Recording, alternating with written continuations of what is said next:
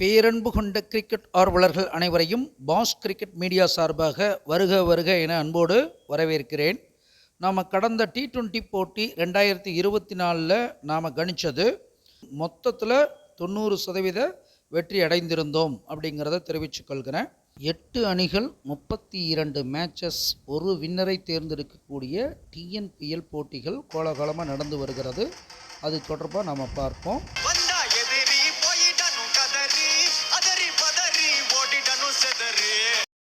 TNPL 18வது போட்டி திருச்சிக்கும் நெல்லை அணிக்கும் இடையில் நடக்க இருக்கிறது.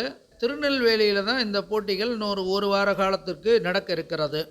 இதற்கு முன்பாக சேலத்தில் ஒரு 9 மேட்ச்சு, அடுத்து கோவையில் ஒரு 8 மேட்ச்சு, இப்போ திருநெல்வேலிக்கு வந்திருக்கிறது. இதில் திருச்சி அணி வெற்றி பெறுமா அப்படின்னு தான் கேள்வி வந்தது. திருச்சி கிராண்ட் ஷோலாவுடைய அதிபதி பார்த்திங்கன்னா சேய் போய் நட்பு வீட்டில் இருக்கிறது திருச்சிக்கு கூடுதல் பலம்.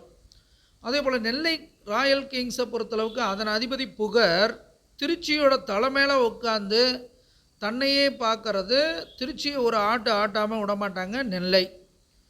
நெல்லையை நோக்கி வருவது, பாம்பு வருவது சற்று சிரமத்தை கொடுத்தாலும் இவங்களுக்கு அதை விட சிரமம் திருச்சிக்கு. ஏன்னா 8ஆம் அதிபதி 8மாதிபதி வர்றது அவ்வளோ சிறப்பு இல்லை.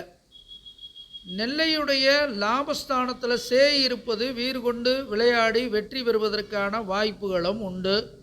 அதன் அதிபதி பொன் பார்த்திங்கன்னா கவிப்பு கடந்துட்டார்.